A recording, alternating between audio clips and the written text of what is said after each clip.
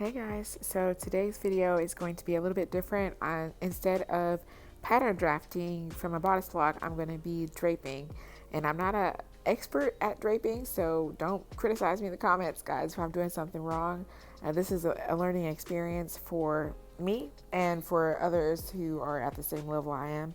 I do most of my drafting from bodice blocks and paper drafting than I do draping. So anyway, I'm going to go ahead and start draping my center front panel. I'm just smoothing everything and pinning everything in place, making sure that it's lining up with the princess seam of my dress form. And I use lots of pins because I want to make sure that everything is straight. If I redid this, I wouldn't I would make sure that there's not so much tension in this center front panel, because in the end it caused my piece to be a little bit too small. So then I'm going to go ahead and start putting on my side front panel. I'm starting just tacking it down there at the top, and then I'm going to smooth it over to my side seam, making sure that seam is nice and straight, and I'm just going to pin that as well. And then I'm going to go over to my princess seam and just kind of pinch them together, making sure that my side front piece is smooth, and I'm going to pin those pieces together. I hope you guys like this draping video as much as you guys like my pattern drafting video. I figured that if I did some draping videos, it'll be a little bit more universal than pattern drafting. It's a little bit easier, in my opinion, than pattern drafting is. So I decided to do draping. And also, I will have another draping video up for the Maggie Sotero wedding dress, because I actually have a bride who wants that exact same dress. So instead of me making the dress to fit myself, I'm going to make the dress to fit her, because it's her dress, and she just so happens to be pretty close in size to my dress form. So I'll be draping that pattern onto my dress form. And excuse my hair, y'all, I look like who did it and what for, but no one looks cute in their sewing room at 11 o'clock at night. So I'm going to go ahead and finish draping, and then I'm also slashing into the bottom and cutting down that extra and slashing into there on the side seam, just to ease everything out and to make sure that everything is laying flat. Yeah, so that's what I'm going to do. And then I am going to get a pen and start marking out my areas of pretty much my I'm sorry, y'all. I'm going to start marking off my seam lines. So first I'm fixing my little tension issue there, and I should have actually loosened it at the princess seam a little bit, because you see those drag lines, that means it's a little bit too tight. Well, I think it means that it's a little bit too tight. So I should have actually let that out a little bit on the princess seam, but I didn't. So I'm also going to go ahead and trim down that little bit of extraness there, making sure to leave enough to at least have a centimeter seam allowance, because I'm going to use my muslin pieces as pattern pieces instead of transferring over to paper, just to make my life a little bit easier, because this actually is the beginning video to me figuring out how to do an illusion neckline dress, which I was going to put into this video, but this video is already like 10 to 15 minutes long, so I'm actually going to make that into a separate video. But I figured it out, guys. I figured out how to do the illusion neckline that looks like it's just coming from nowhere, and I'm super, super excited to share that with you guys, which will be in my next video, which I've already filmed and I'm editing now. So that should be up maybe tomorrow or the day after that. Now I'm drawing in the neckline, and I noticed that when I cut the top piece off, and you'll see that in just a second, the fabric kind of got a little bit looser, and in paper drafting I account for that by creating an extra dart shape. I think I spoke about that in my Maggie Sotero dress when I was drafting that pattern. But so when I cut it down, I'm going to go ahead and pinch in a little bit more fabric there at the top to allow for that the extra ease, if you will, that was added into the pattern from me making it a little bit shorter there at the top. And then I'm also going to smooth out the neckline. I also wanted to take this time and say thank you guys all for your kind emails and for your DMs. If you're not following me, you can go ahead and follow me on Instagram. My link to my Instagram will be down below in the description box. I actually really enjoy when you guys DM me and show me your projects that you're currently working on. It really makes me feel good, and I love to actually give advice and to see work from other people who do the same exact thing as me. So keep that up if you guys can. And I also wanted to let you guys know, since I did, I think in my last video, say that I would be accepting commissions for custom wedding gowns for brides for 2018 and 2019. I want to let you guys know that since I've had quite a few people email me, I actually want to make sure that I'm servicing everyone and I'm giving everyone the proper customer service and everything that they're needing. I'm going to limit the amount of dresses that I'm making for 2018 to about, I want to say maybe 10 to 15 gowns, or I may even go up to 20. It just depends on the complexity of the designs that are offered of me. And since I figured out how to do the bearskin effect or the illusion top, I am now offering that as well, because I know I've actually turned away a couple of brides who were interested in that kind of design just because I wasn't really confident in offering that. But now that I've practiced and I'm very confident in doing it, I am very happy to let you guys know that I will be offering that kind of design as well. And I know I had a couple questions about my price range.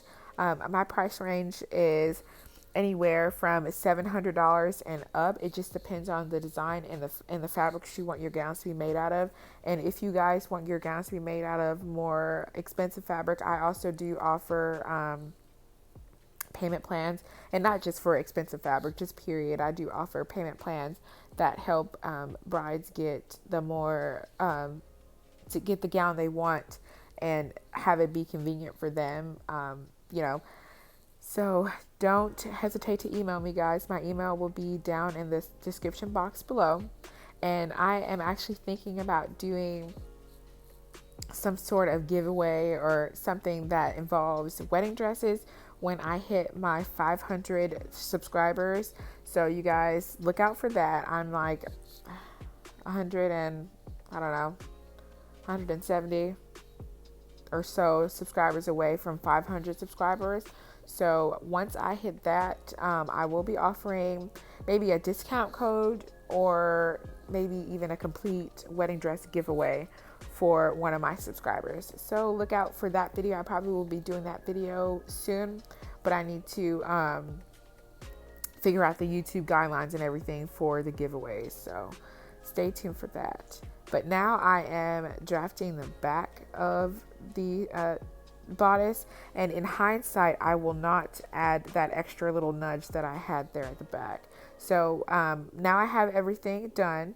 I'm back at my pattern drafting table, and I am just kind of truing up these lines, and I don't know why, I don't know what it is, why it's always me, but I always get that weird bust curve every time. And I can understand when I drape it because I'm draping it from nothing. I mean, when I'm drafting it because I'm drafting it from a block.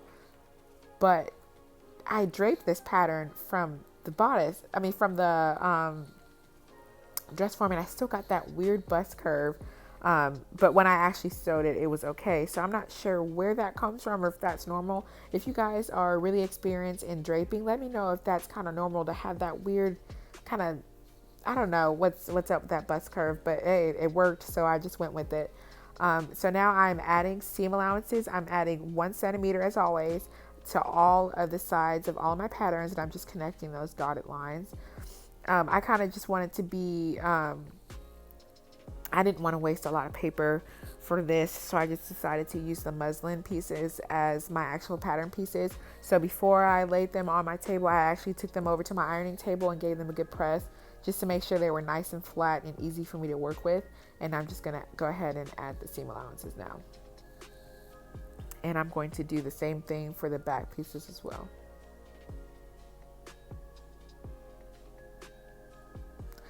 Also, I've actually haven't had the most how should I say, productive June. I had so many plans at the beginning of June, but you know, life happens, and for budget reasons, I haven't been able to get all of the fabrics and things that I'm needing. But I actually do have a couple sponsored videos coming up for wedding dresses. So there will be 2 more sponsored wedding dress videos coming up. So I'm really excited about that. Those are in the making. And I'm also thinking about focusing my channel more on building my wedding dress and special occasion wear collection rather than more casual dresses.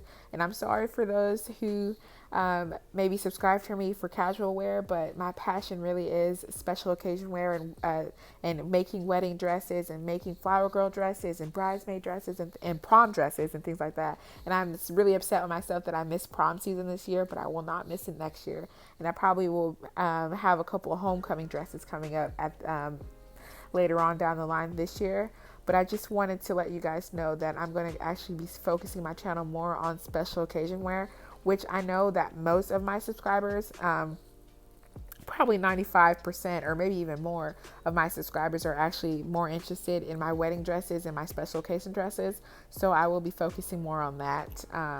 But I will be adding some sew-alongs, like some McCall patterns and simplicity pattern sew-alongs in there when I'm getting a little bit tired of, not tired of, but when I'm getting a little bit overwhelmed with my more elaborate projects, just to keep everyone satisfied. So like I said, I will be focusing more on special occasion wear, and I hope that's okay with you guys. Let me know down in the comments what you guys think about that. I just had like an epiphany the other day, and I really want to focus more on building my wedding dress and special occasion dress portfolio. So I can actually have a website, because I don't have a website right now, and I actually don't have a lot of images of the gowns that I've made. So I want to focus on doing that. And now back to the video. Sorry, I've been ranting, but now I am taping a little bit of paper onto my pattern pieces, because I need to add the seam allowances to the princess seam of that. And then I'm also going to tape some paper to my front pattern pieces at the top, because I forgot to add the seam allowances there to the neckline. So I'm going to do that as well.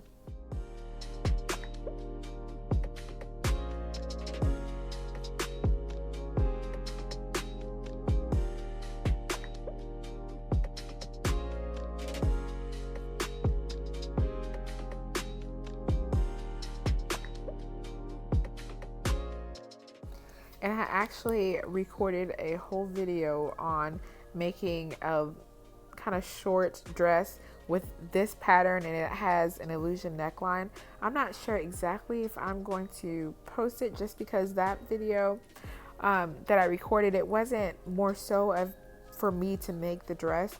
It was for me to practice techniques that I wanted to get better at, like the illusion neckline, and specifically how to close the illusion, the back of the illusion portion of it, without it puckering and looking like it's a separate closure from the actual dress. And I've actually figured that out, so I'm super excited about that. So I may still upload that video, and this is where I remembered that I forgot to add the seam allowance. But I may still upload that video, just because I know that a lot of people do learn from watching other people do work, and you guys can learn from the mistakes that I've made, the mistakes that I did make in this dress. So let me know if you guys still want to see that video, because I do have it recorded and I do have it edited, so I can post it. But I just really want to know if you guys are interested. And while I'm talking about that, make sure that you guys give this video a like, and don't forget to comment down below, because when you guys interact with my videos by liking it and sharing it and commenting on it, it helps YouTube recommend my videos to other people who are not yet subscribed to my channel. And that leads me to say, if you're not subscribed to my channel, don't forget to press the subscribe button before you leave, and ding that little bell so when I post, you guys can be notified. Initially, I was planning on posting twice weekly, but now since I'm focusing on a lot more elaborate and special occasion gowns, they take a little bit longer for me to make. So I'm going to try to post them. I'm going to try to post at least once a week, hopefully. I don't want to make any promises, and I may even still be able to post twice a week, because I can probably post the pattern making video on like a Friday, and then the actual sewing video on the Saturday. But let me know what you guys think below in the comments. And here are all of my finished pattern pieces. Thank you guys so much for watching my video. As always, I really appreciate it. Thanks for our little chit chat. If you haven't subscribed, subscribe to my channel now, and I will see you in my next one.